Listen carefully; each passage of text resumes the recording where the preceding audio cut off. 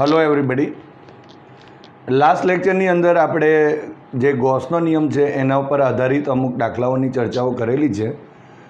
આજે આપણે જે ગોસનો નિયમ છે એના પર જ આધારિત વાતો કરીશું. લાસ્ટ ટાઈમ આપણે એક એક્સ્ટ્રા થિયરી જે વીજભારિત ઘોડાના લીધે ઉદ્ભવતું વિદ્યુત ક્ષેત્રની ચર્ચાઓ કરેલી.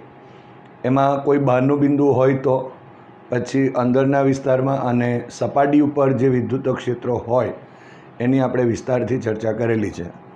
આજે આપણે ઉદાહરણનો 1.13મો દાખલો જોઈએ. પહેલાં બરાબર, આ દાખલો બોર્ડની અંદર 3 અને 4 માર્ક્સમાં ઘણીવાર આવેલો છે.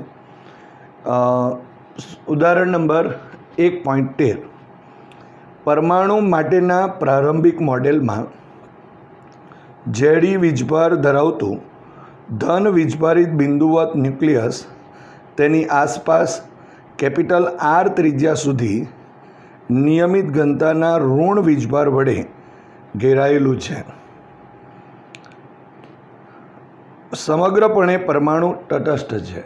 પરમાણુ તટસ્થ છે એટલે એનો મતલબ એમ થયો કે પરમાણુમાં ધન વીજભાર અને જે ઋણ વીજભાર છે એ બંને સરખા છે. એક પોઝિટિવ છે તો બીજું નેગેટિવ. આ મોડેલ માટે ન્યુક્લિયસથી સ્મોલ r અંતરે વિદ્યુત ક્ષેત્ર કેટલું થશે? તો અહીં આપણને જે કિંમતો આપી છે એને વિગતો જે આપી છે એના ઉપરથી આપણે સૌપ્રથમ પહેલાં જે પરમાણુનું જે મોડેલ જે છે, પ્રારંભિક મોડેલ કે જેની અંદર બિંદુવત ન્યુક્લિયસ છે એટલે કે ધન વીજભાર એના કેન્દ્રમાં છે અને બધો ઋણ વીજભાર એ આખા ગોળા ઉપર વિતરિત થયેલો છે અને કેપિટલ R ત્રિજ્યાનો અહીં ગોળો બતાવેલો છે. એટલે કે જેટલો ધન વીજભાર હશે એટલો જ અહીં ઋણ વીજભાર પણ હશે. બરાબર. તો સૌપ્રથમ આપણે અહીં આકૃતિ વડે એને સમજીએ છીએ.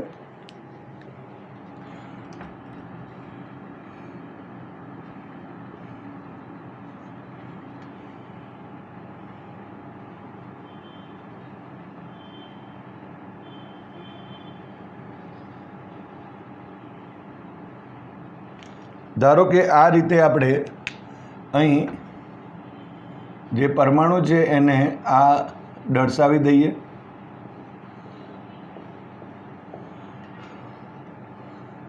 હવે અહીં જે આ ત્રિજ્યા આપેલી છે તે કેપિટલ R જેટલી છે.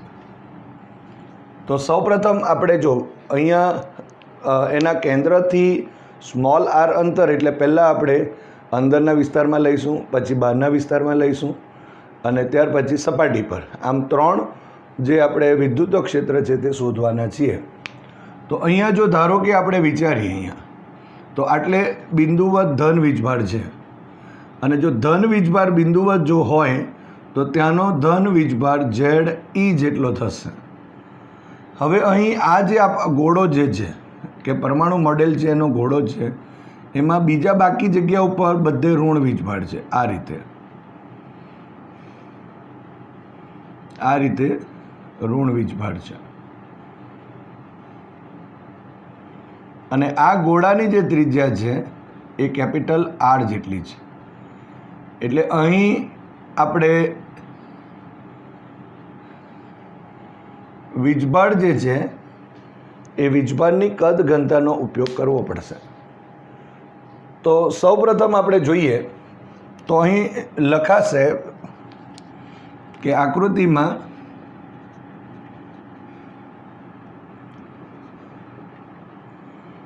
પરમાણુનું પ્રારંભિક મોડેલ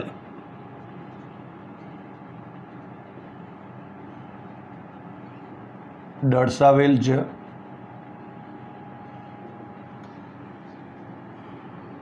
અહીં લખીશું પરમાણુ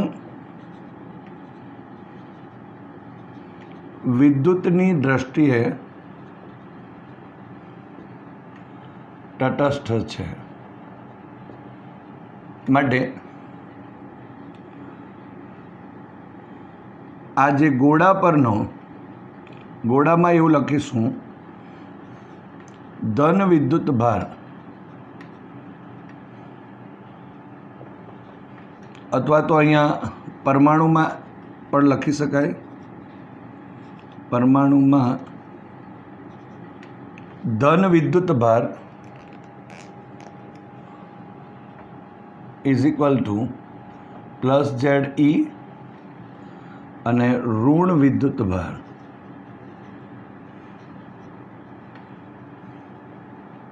બરાબર -ZE થશે. એટલે બંને વીજભારોના મૂલ્યો સરખા થયા એટલે કુલ વીજભાર અહીં 0 થાય, તો જ આપણે એને વિદ્યુતની દ્રષ્ટિએ તટસ્થ કહી શકાય. આટલી વિગત આપણને આપેલી છે. હવે આપણે અહીં જે આ ગોળો જે છે એ ઘોડા પરનો જે એની જે કદ ઘનતા છે એની ચર્ચા પહેલાં કરી દઈએ. હવે અહીં આપણે લખીએ વિદ્યુત ભારની કદ ઘનતા ρ છે, માટે લખાશે એકમ કદ દીઠ વિદ્યુત ભાર. એકમ કદ દીઠ વિદ્યુત ભાર એટલે ρ થયું. માટે અહીં આ ગોળાની અંદર એટલે 4/3 પાઈ કેપિટલ R³ કદ દીઠ વિદ્યુત ભાર. તો Q ઇઝ ઇક્વલ ટુ આ ρ ઇન્ટુ આ લખી દેવાશે, ρ ઇન્ટુ 4/3 અને પાઈ કેપિટલ R³. તો આ એક સમીકરણ નંબર 1 મળે છે. અહીંયા આ Q મળે છે, ટોટલ વીજભાર કહેવાય અહીંયા.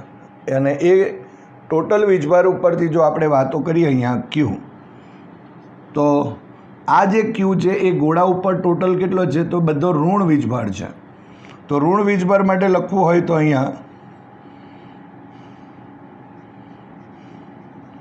ઋણ વિદ્યુત ભાર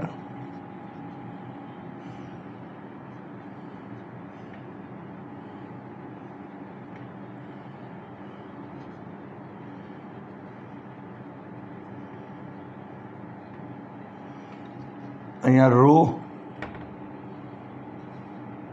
ઇઝ ઇક્વલ ટુ અથવા તો ρ is equal to Q divided by 4/3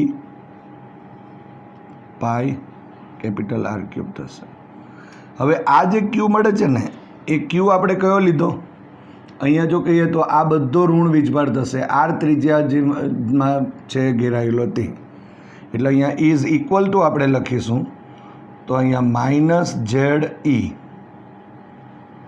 અને ઇન્ટુ અહીંયા 3 લખી દઈએ. આ 4/3 છે.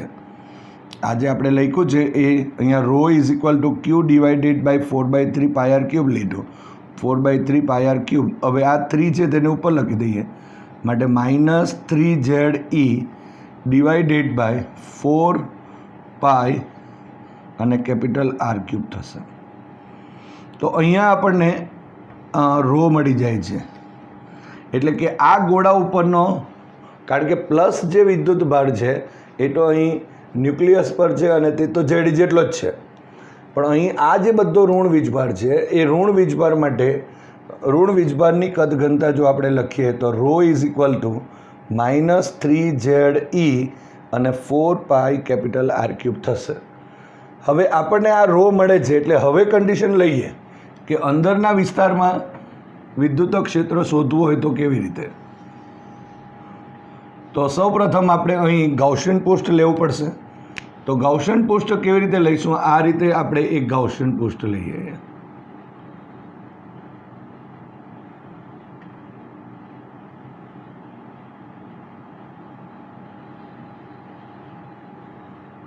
આ જે છે એ ગાઉસિયન પૃષ્ઠ છે, ગોળાકાર ગાઉસિયન પૃષ્ઠ કહેવાશે. અને આ જે ગોળાકાર ગાઉસિયન પૃષ્ઠ આપણે લીધું, આ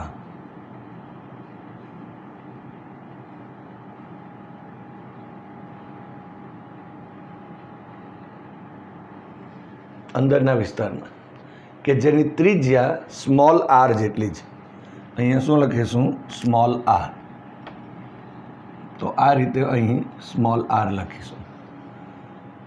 હવે આ જે સ્મોલ આર ત્રિજ્યા જો આપણે લઈએ અહીંયા આ ભાગ ઉપર, તો ઘેરાયેલો વીજભાર એટલે આ પૃષ્ઠમાં ઘેરાયેલો વીજભાર પહેલાં તો શોધવો પડશે.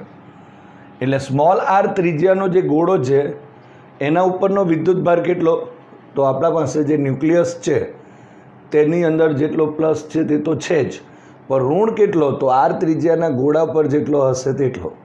અને એના લીધે અહીંયા જે વિદ્યુત ક્ષેત્ર છે તે અંદરના વિસ્તારમાં કેટલું એ આપણે શોધી શકીએ. અને ગોળા માટે તો આપણે થિયરી મેળવી જ છે કે જો આર કેપિટલ આર ત્રિજ્યાનો ગોળો હશે, વીજભારિત ગોળો હશે, તો પણ આપણે લખતા હતા E is equal to small K Q divided by small R square. અને આર સ્મોલ આર એટલે એ બહારનું જે બિંદુ હતું એના માટેની ચર્ચા કરતા હતા. તો અને અહીંયા પણ આપણે એમ કહી શકાય કે બહારનું બિંદુ અથવા તો એ ટોટલ ગોળાની વાતો કરતા હતા. એનો મતલબ કે આટલા ગોળા માટે જ લખવું હશે તો કે ક્યુ બાય આર સ્ક્વેર લખી શકાશે. સેપરેટલી આટલો ગોળો છે એના ઉપરનો સપાટી પરનો કેટલો, તો કેપિટલ આર સ્ક્વેર જેટલો લખતા હતા K Q divided by capital R square.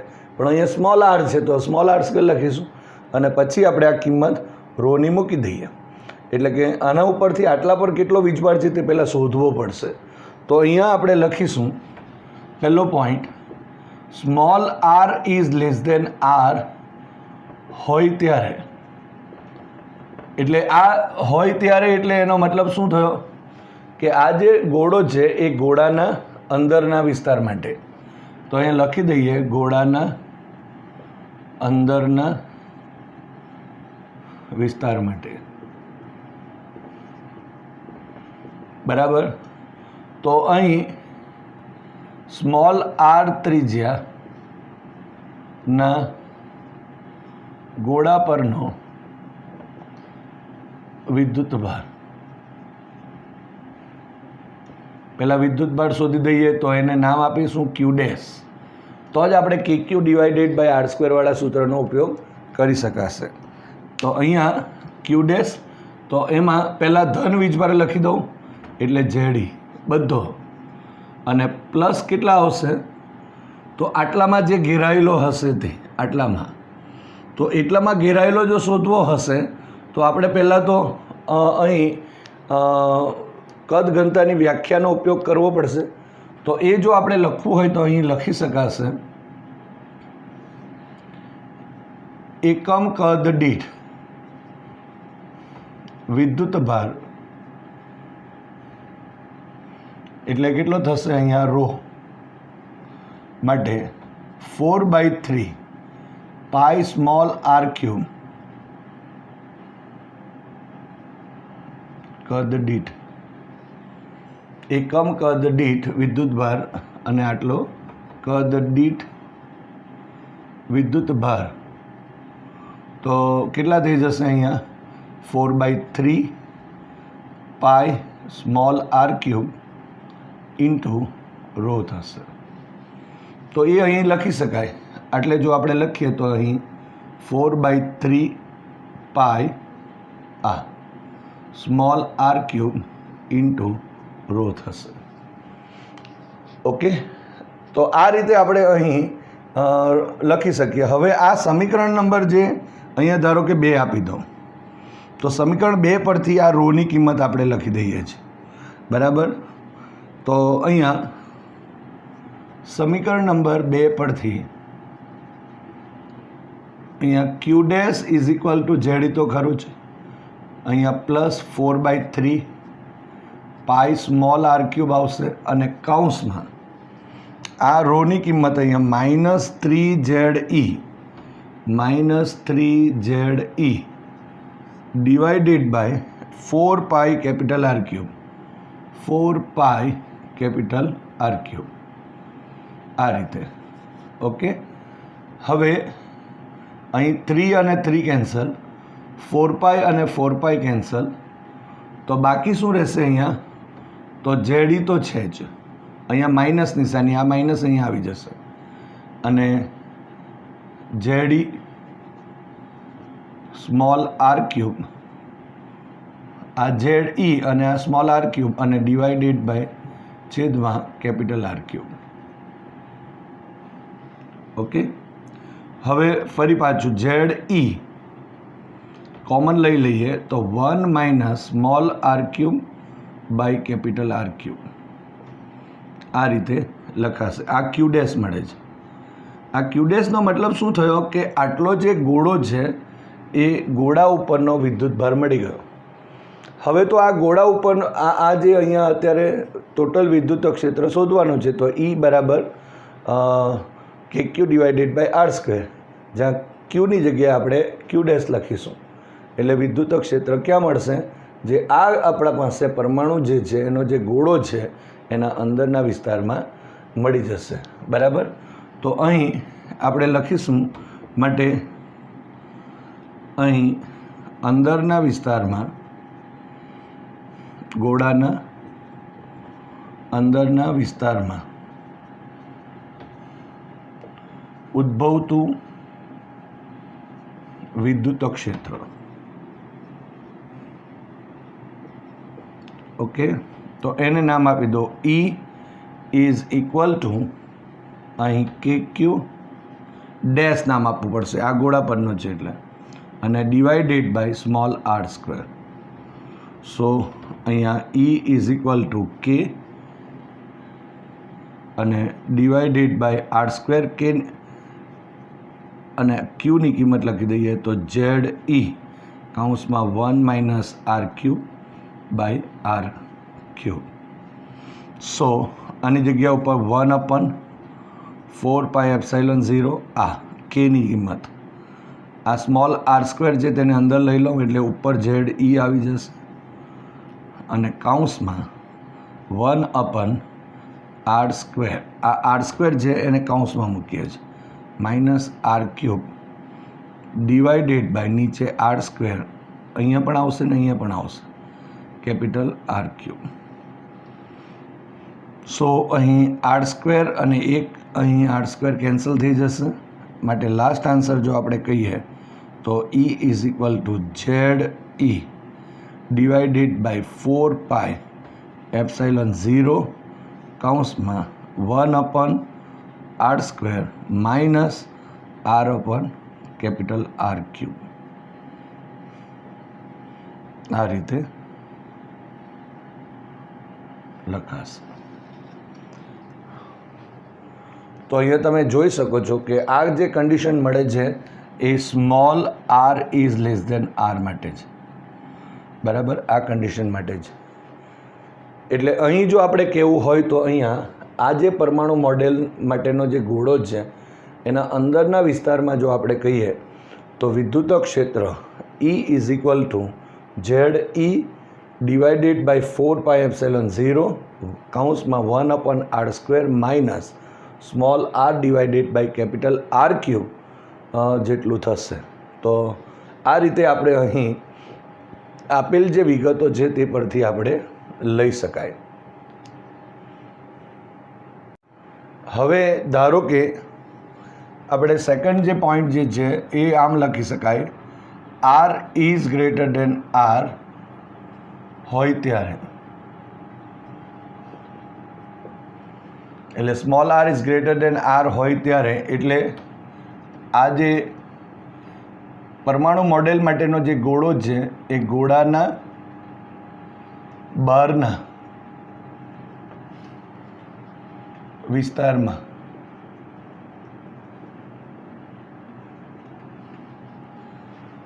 માટે, બરાબર, એની આકૃતિ આપણે દોરી દઈએ. ચાલો,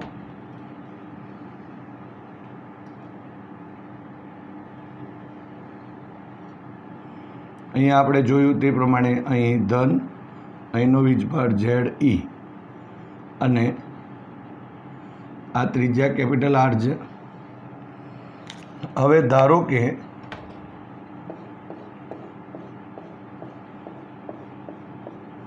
આ રીતે અહીં જો આપણે કહીએ તો ઋણ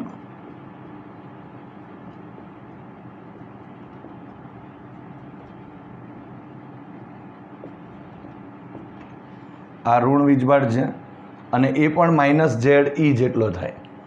ઓકે, હવે જો ગાઉસિયન પૃષ્ઠ લઈએ તો ગાઉસિયન પૃષ્ઠ કેવી રીતે લેવાશે? આ રીતે બહારનું બિંદુ એટલે આ રીતે થશે.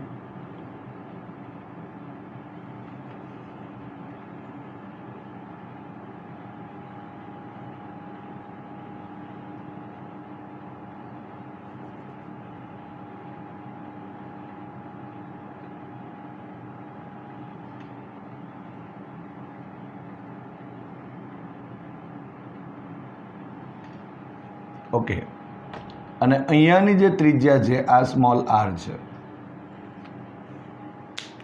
હવે જ્યારે r is less than capital r લીધું ને એની અંદર તમે જોઈ શકો છો કે જે ક્યુડેસ લીધું હતું એમાં આખો ધન વીજભાર બધો જ આવી જતો હતો અને ઋણ વીજભાર થોડો આવતો હતો.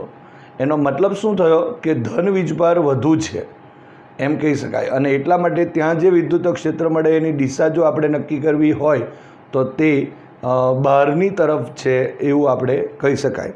અહીંયા તમે જોઈ શકો છો કે અહીંયા આ જે ગાઉસિયન પોસ્ટ જે સ્મોલ આર ત્રિજ્યાનું એની અંદર આ જે પરમાણુ મોડેલ માટેનો ગોળો છે એનો સમગ્ર વીજભાર આવી જાય છે.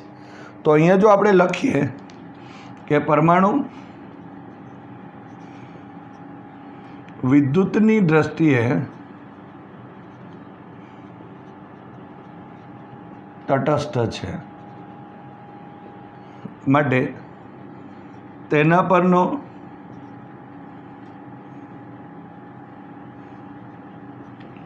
કુલ વિદ્યુત ભાર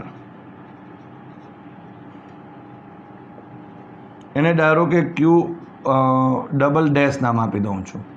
તો અહીંયા ઝેડ ઈ અને માઇનસ ઝેડ ઈ એટલે કે પ્લસ ઝેડ ઈ અને માઇનસ ઝેડ ઈ એટલે total Q double dash is equal to 0 થશે. એટલે જો અહીં ગોળાકાર ગાઉસિયન પોસ્ટ લીધું સ્મોલ આર ત્રિજ્યાના તો એમાં ઘેરાતો કુલ વિદ્યુત ભાર શૂન્ય થયો કહેવાય. એટલે અહીંયા લખી શકાય કે ગોળાકાર ગાઉસિયન પોસ્ટ વડે ઘેરાતો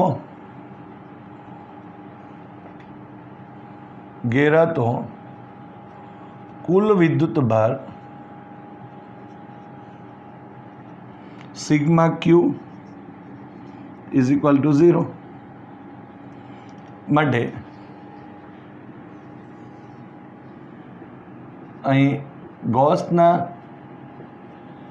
નિયમ મુજબ phi is equal to sigma q divided by epsilon 0 થશે. હવે જો આપણે આ લખીએ માટે ફાઈ ઇઝ ઇક્વલ ટુ શું લખાશે ઈ ડોટ ડીએસ ઇન્ટિગ્રેશન બંધ પોસ્ટ is equal to 0 by epsilon 0 માટે ઇન્ટિગ્રેશન બંધ પોસ્ટ અહીં E dot DS is equal to 0 થાય.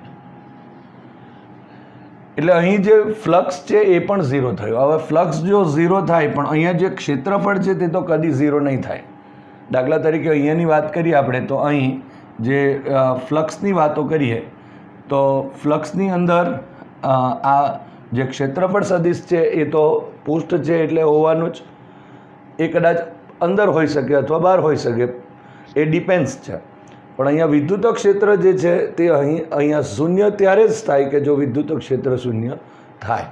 એટલે ક્ષેત્રફળ શૂન્ય થવાનું નથી તો ઈ બરાબર 0 માટે અહીં ઈ ઇઝ ઇક્વલ ટુ 0 થશે. એટલે r is greater than capital r હોય ત્યારે, એટલે કે ગોળાના બહારના જે વિસ્તાર છે એ વિસ્તારમાં જો વિદ્યુત ક્ષેત્ર કહીએ તો એ 0 થશે. અને એ જ રીતે જો ત્રીજો પોઈન્ટ આપણે લઈએ, એ જો ત્રીજા પોઈન્ટની વાત કરીએ તો r is equal to capital r હોય ત્યારે, એટલે અહીં લખી શકાય ગોળાની સપાટી પર હોય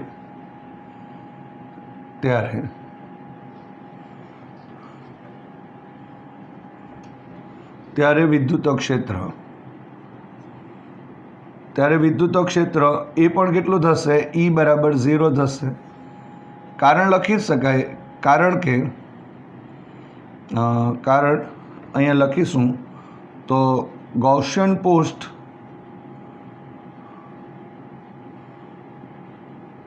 ગોળાકાર ગૌસિયન પોસ્ટ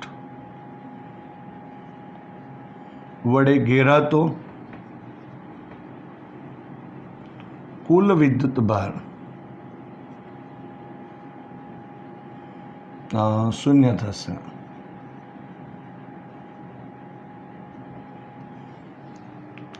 હવે આના જેમ જ કુલ વિદ્યુતભાર શૂન્ય થશે માટે અહીંયા ગૌસના સૂત્ર પરથી બરાબર વિદ્યુત ક્ષેત્ર E બરાબર કેટલું થશે?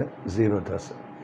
એટલે R ઇઝ લેસ દેન 0 હોય તો આપણે કિંમત જે મેળવી છે તે E બરાબર ZE ડિવાઇડેડ બાય 4πε0 અને કાઉન્સમાં 1/r² માઇનસ સ્મોલ r બાય r³ જે મેળવ્યું છે તે જ્યારે R is greater than r માટે જો કહીએ તો 0 અને R is equal to r માટે પણ જો કહીએ તો E બરાબર 0 થશે.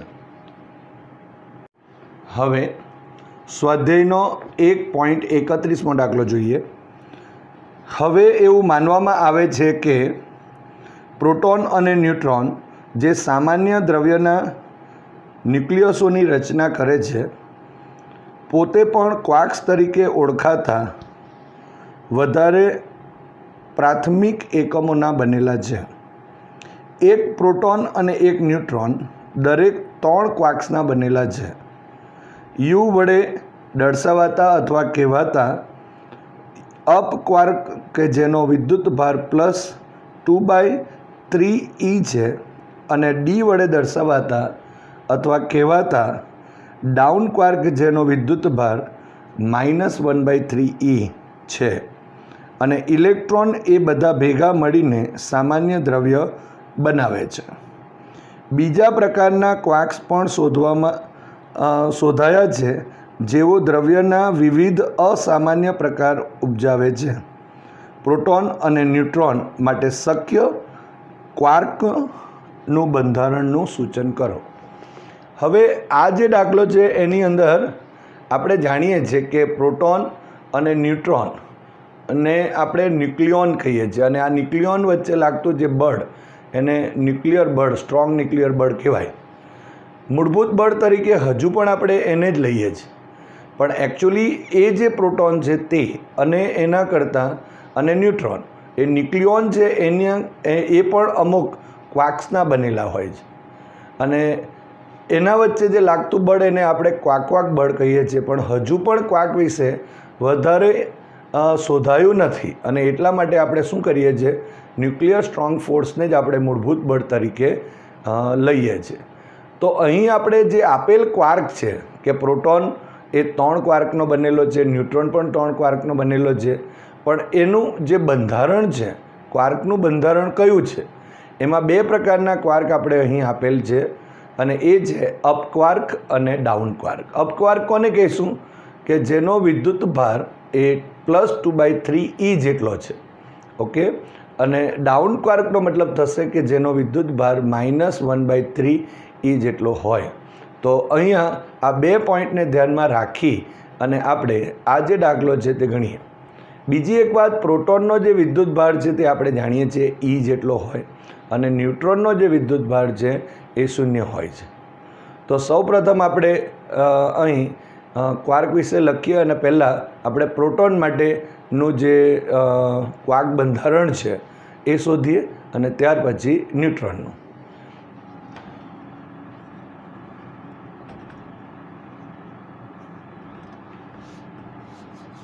તો અહીં ધારી લઈશું તે પહેલાં અહીંયા લખીએ જે અપ ક્વાર્ક છે એ અપ ક્વાર્કનો વિદ્યુત ભાર ઇઝ ઇક્વલ ટુ, એને આપણે યુ વડે દર્શાવીશું +2/3 અને E છે અને ડાઉન ક્વાર્ક જે છે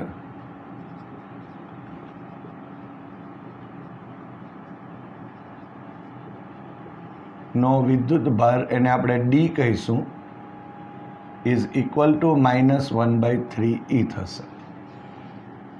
અહીંયા પ્રોટોનનો વિદ્યુત ભાર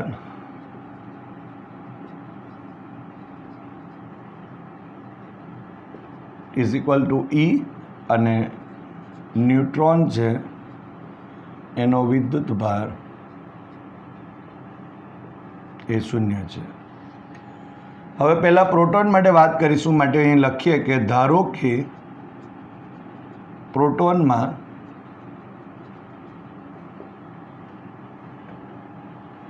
અહીંયા અપક્વાર્કની સંખ્યા ધારો કે x છે અને ડાઉન ક્વાર્કની સંખ્યા અહીંયા 3 - x થશે, કારણ કે ટોટલ 3 ક્વાર્કના બનેલા છે પ્રોટોન ન્યુટ્રોન. એટલે અહીંયા જો x જો અપ ક્વાર્ક હોય તો ડાઉન ક્વાર્ક કેટલા હશે? 3 - x થશે. માટે અહીં લખીએ પ્રોટોનનો વિદ્યુત ભાર ઇઝ ઇક્વલ ટુ અપ ક્વાર્કની સંખ્યા ખબર પડી ગઈ x, એનો વીજભાર ખબર પડી ગયો તો અહીંયા ux લખાશે, પ્લસ અહીંયા આપણે ડી કૌંસમાં 3 - x લખાશે. આ સંખ્યા અને આ વીજભાર, સંખ્યા અને વીજભાર. અપ માટે જો લખીએ તો 2/3 e ઇન્ટુ x થશે. અહીંયા લખીશું તો -1/3 e અને કૌંસમાં 3 - x થશે. હવે પહેલાં તો અહીંયા આ માઇનસ છે તે અહીંયા લખી દઈશું, એટલે 2/3 ex -1/3 e, આ -1/3 e અને 3 - x લખાશે. ચાલો, હવે અહીંયા જો આપણે લખવું હોય તો આ તો e લખાશે, અહીંયા પણ આપણે લખીએ તો e લખાશે. તો અહીંયા બધા જ પદમાં જો આ પદ અને આ પદમાં e કોમન આપણા પાસે કોમન થશે અને કેન્સલ થઈ જશે. હવે અહીંયા શું રહી જવાનું? તો 1. અહીંયા શું રહેશે? તો 2x / 3 રહેશે, માઇનસ આ કૌંસ છોડી દઈએ તો આ 3/3 એટલે 1 થવાનું, અને અહીંયા આ માઇનસ અને માઇનસ એટલે પ્લસ થશે અને x/3 થશે. આ -1 આ તરફ લાવું છું તો અહીંયા 1 + 1 = 2x/3 અને પ્લસ x/3. અહીંયા લસાવો લઈ લઈએ તો 2x + x = 3x, એટલે અહીંયા 3x/3 થશે અને અહીંયા 2 થવાના. એટલે આ ને આ જો અહીંયાથી કેન્સલ કરીએ સો x = 2 થયા. આ x = 2 એટલે શું છે? તો અહીંયા પ્રોટોન જે છે એ પ્રોટોનમાં અપ ક્વાર્કની સંખ્યા છે. માટે અહીંયા લખી શકાય કે પ્રોટોનમાં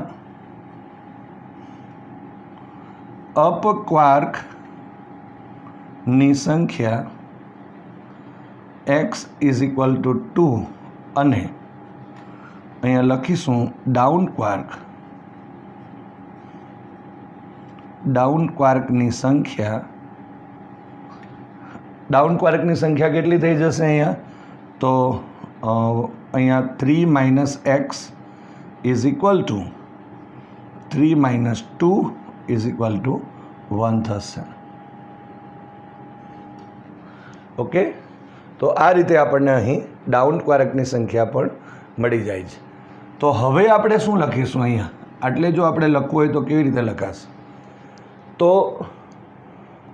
અહીંયા આપણને અપ ક્વાર્ક 2 મળે છે અને અહીંયા ડાઉન ક્વાર્ક 1 મળે છે, એટલે યુ અને ડી. તો અત્યારે લખવું હોય તો લખી શકાય. માટે પ્રોટોન જે છે એ પ્રોટોનનું ક્વાર્ક જે બંધારણ છે એ બંધારણ બરાબર એ યુ એટલે 2 અપ ક્વાર્ક અને ડી પ્રકારનું હશે. તો આ રીતે આપણે અહીં જે પ્રોટોન છે એનું ક્વાર્ક બંધારણ યુડી લખી શકાય. હવે ફરી પાછું આપણે અહીં ન્યુટ્રોન માટે પણ લખીએ તો એ જ રીતે આપણે લખીશું અહીં કે ધારો કે ન્યુટ્રોનમાં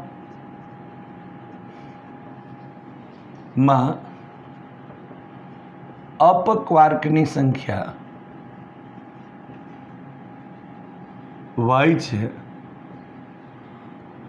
માટે ડાઉન ક્વાર્કની સંખ્યા બરાબર 3 - y થશે. ઓકે, તો અહીંયા 3 માઇનસ વાય થશે. હવે આપણે લખી દઈએ ન્યુટ્રોન જે છે એ ન્યુટ્રોન પરનો વિદ્યુત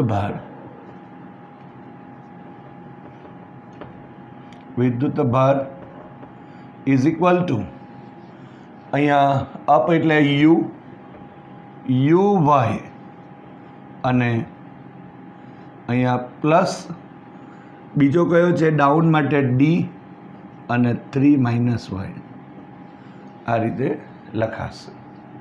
ચાલો અપ માટે આપણે આનો તો વીજભાર 0 લખી દઈશું ઇઝ ઇક્વલ ટુ અહીંયા વાય આગળ લખું છું અને અહીંયા લખીશું 2/3 યુ માટે અહીંયા પણ આપણે 3 માઇનસ વાય આગળ લખું છું અને આ ડી છે એનો વીજભાર -1/3 જેટલો છે.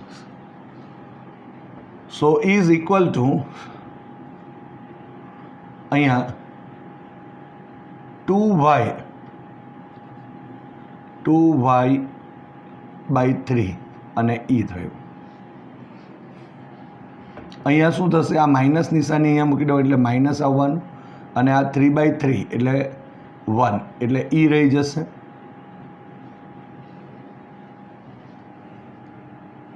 ઓકે, હવે આ માઇનસ અને આ માઇનસ એટલે કેટલા થવાના, પ્લસ થવાના. અહીં પ્લસ અને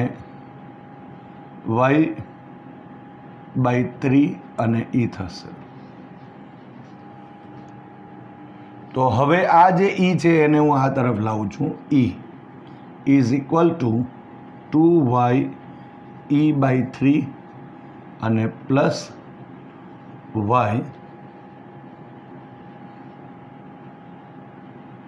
y/3 ઇન્ટુ હવે અને કેન્સલ થશે કોમન અને એટલે 1 ઇઝ ઇક્વલ ટુ આ 2y/3 પ્લસ અહીં y/3.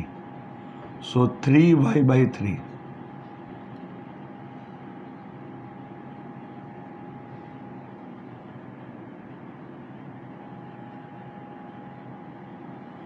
સો 1 થયું આને આ કેન્સલ.